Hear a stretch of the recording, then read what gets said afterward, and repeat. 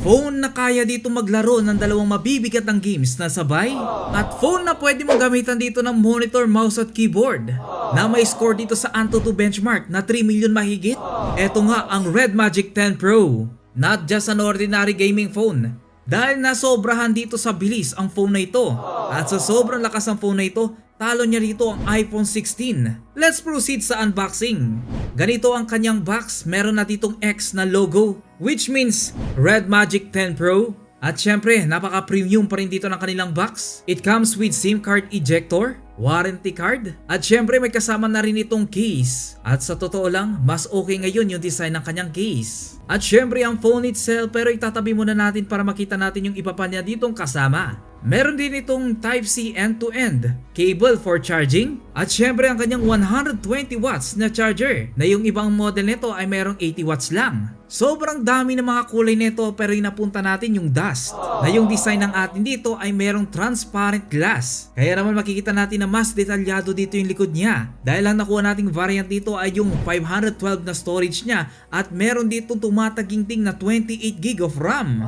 Sobrang ganda dito ng disenyo niya sa likod, na halos sawig siya dito ng Red Magic 9, pero mas okay ito. Sa kanyang LED nga pala dito, umiilaw yung kanyang logo dito ng Red Magic, at syempre yung kanyang fan, dahil tumatakbo na ito ng 23,000 RPM. Ganun siya kabilis. Syempre kagaya ng dati, pwede mong i-customize dito yung kulay ng mga LED niya. Pati na rin yung animation ng kanyang LED dito sa kanyang cooling fan. Lalo kasi nila ditong pinalakas yung processor ng phone na ito. Dahil sa Red Core 3 na siya, na may Snapdragon 8 Elite. Ito na marahil yung isa sa mga pinakamabibilis dito ng mga processor. In-improve na rin nila dito ang kanyang display. Dahil sa totoo lang, kung mapapansin nyo sa edge niya, hindi na siya sharp. Medyo nag-curve na sa edge niya. Yung kanyang screen dito ay lalo pa ditong pinalakihan. 95.3% na yung viewing angle natin dito. Halos 100% na full screen na yan. Ibinalik na rin nila dito yung 144Hz niya, na actually pwede mo i-customize yan mula sa 60Hz, 90Hz, 120Hz hanggang 144Hz. Hindi na issue dito yung backlights niya dahil sa may 2000 nits na siya. Kaya naman kahit daylight ay makikita na natin dito yung kanyang display. 6.85 inches na dito yung kanyang display. Mas mataas ang resolution niya dahil pumapalo na ito ng 1.5. Mas better yung quality. Underscreen yung camera niya dito, at the same time meron itong fingerprint na very responsive. Sa back niya dito makikita na natin dito yung kanyang camera, na meron itong dalawang 50 megapixel na camera at 2 megapixel na camera, na mamaya ipapakita natin dito yung sample ng kanyang camera. Sa top niya dito, meron ditong mic hole at line sa kanyang signal, stereo speaker at ang kanyang IR sensor, 3.5mm jack, at syempre signal booster na naman.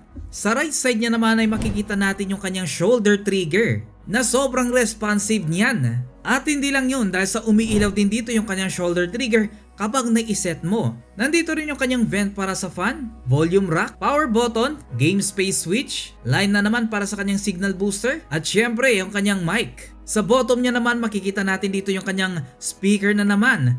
Line ulit for signal booster, Type-C charging port, mic hole ulit for better audio, at ang kanyang SIM card tray. Left side niya naman makikita na naman natin dito yung kanyang signal booster again, at yung kanyang vent para sa kanyang fan. Kung mapapansin nyo, napakarami ditong signal booster. Mas maganda yun kasi nga build for gaming ang phone na ito. Makakatulong yun para maging consistent dito yung connection mo dito sa wifi ninyo at saka sa network. Running na nga ng Android 15 ang phone na ito. Syempre, Red Magic OS 10 siya. Actually, in-improve na rin nila dito yung kanyang battery, dahil sa naging 7,050 mAh na siya. Dahil ayon sa kanila, 30 minutes mo lang i-charge yung phone mo, ay automatically full bars na yan. Pero syempre take note, yung ibang model na to 80 watts lang dito yung charger nila. Dito nga sa kanyang game space ay na-improve na rin dito yung kanyang OS mula sa mga lumang version dito ng Red Magic. Mas maganda at mas maraming features dito. Sa katunayan ay pwede mo ditong bihisan dito si Mora, maki-interact kay Mora. Pwede mo pa nga siya ditong ilagay sa wallpaper mo at maki-selfie para maisama ka naman dito sa kanyang picture. Captain, the weather is perfect for photos. Marami pa nga option dito sa kanyang game space, na marami mga feature na pwede ka ditong i-apply. Na pwede ka ditong gumamit ng monitor or bigger screen while playing. Ang daming option dito na pwede ka ditong i-apply. Let's talk about gaming. Syempre, ito yung inaabangan ninyo. Dahil ang phone na ito ay meron ditong Snapdragon 8 Gen Elite. Ang tanong, gaano nga ba kalakas ang processor na to? Actually, sobrang lakas. Kung mapapansin nyo dito, nag-i-install tayo dito ng Genshin Impact. Sa pag-i-install pa lang dito ng mga resources niya ay sobrang bigat na yan. Tapos ang gagawin ko dito ay mag-open ako dito ng isang game na mabigat. Kung mapapansin nyo, LOL yung inopen natin dito at very responsive talaga dito yung processor niya. Kayang-kaya niya dito mag-open ng dalawang game at the same time. Wala tayo dito nakitang lag at parang hindi siya dito hirap kahit dalawang game pa dito yung pinagsasabay niya. Hindi lang basta-bastang dalawang game ito dahil dalawang mabibigat na game ito. Dito mo makikita kung gaano kalakas dito yung processor ng phone na ito. At the same time, umiikot din dito yung fan niya para matanggal dito yung heat. Sinubukan ko dito yung LOL na meron ditong 120 FPS ang sinet natin dito tapos naka-vibrant pa. Kumbaga lahat dito ng graphics naka-max. At ganito ang naging resulta. Napakasisiw lang at walang kalaglag. Ang ganda ng graphics. Na mapapansin mo talaga dito yung effectiveness ng 120 FPS niya. Sobrang smooth. Sobrang nakatulong din yung 144Hz niya. At syempre yung kanyang touch sample niya. Dahil mas responsive pa ito sa responsive. Syempre kung nahihirapan kayo sa mga skills dito ay pwede nyong gamitin dito yung kanyang shoulder trigger na very responsive. Kailangan nyo lang ditong iset na mabuti kung saan nyo gusto at magagamit nyo na dito yung kanyang shoulder trigger. Ang kagandahan pa sa kanyang shoulder trigger ay umiilaw siya. Sa sobrang lakas ng processor na ito, mapapansin nyo, habang naglalaro tayo dito ng LOL, ay ini-install naman natin dito yung Genshin Impact at grabe, very responsive. Yung ibang phone kasi, ipopost mo na yung isang game. Pero itong Red Magic 10 Pro, pagsasabayin niya. Sinubukan ko na rin dito ang pinaka-max na graphics dito ng Genshin Impact. At grabe guys, walang-wala, panis na panis yung Genshin Impact sa sobrang lakas ng phone na ito. Zero delay, 100% responsive. Very playable dito ang Genshin Impact kahit pa max na lahat ng graphics. At syempre, sinubukan na rin natin dito yung Asphalt. In terms of gaming talaga, mapapansin nyo talaga na panalong-panalo ang Red Magic. Kayang-kaya niya dito, wala pa talaga akong nasubukang game dito na naglag. Actually, almost lahat ng mga game na sinubukan natin dito, wala pa tayong nakita dito na frame drops. Upang i-check kung gaano kalakas ang phone na ito, ay nag-Antutu benchmark nga tayo. Pero walang cooler. Wala tayo ditong gagamitin ng mga external coolers, kagaya ng ginagawa ng iba. Susubukan natin dito mag-Antutu benchmark kahit lang phone lang. No extra cooler. Kaya naman pagkatapos natin dito mag-Antutu benchmark ay nakakuha nga tayo dito ng score na 2.5 million. Pero sa totoo lang guys, umaabot ito hanggang 3 million. At alam nyo ba yung isa pa natin na gustuhan dito sa Red Magic 10 Pro? Hindi lang talaga siya ditong pang gaming. Naka-design na rin siya dito para magbigay dito ng mas maganda ditong quality ng mga videos at image. Na ipapakita na lang natin dito at bahala na kayo dito mag-decide kung kamusta dito yung kanyang camera.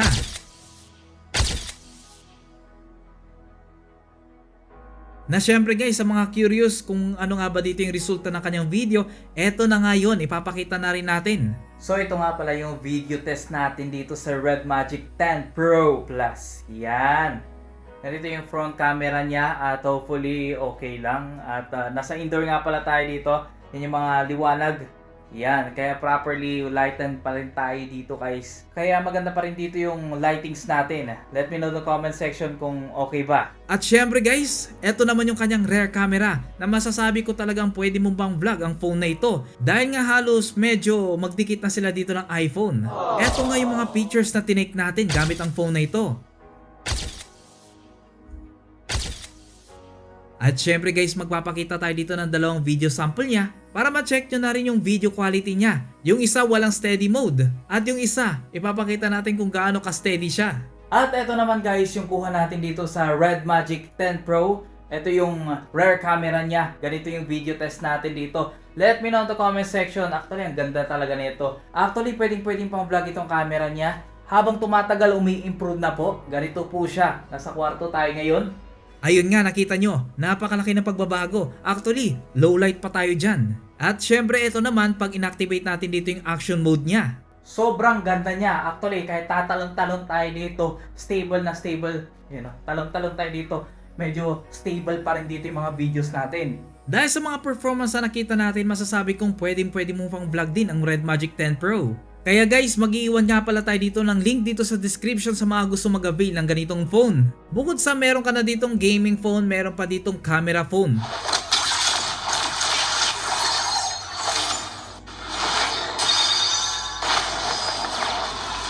Isa na lang talaga dito yung nakukulangan ako dito, yung kanyang front camera. Hopefully makaisip sila dito ng paraan para mas maging maganda dito yung front camera niya. Actually ang ganda ng concept na under display yung camera. So what do you think of Red Magic 10 Pro? Kindly comment down below guys, at syempre sa mga gusto ulit mag-avail nito ay mag-iwan tayo dito ng link dito sa description below. Salamat ulit sa panonood mga kaloko.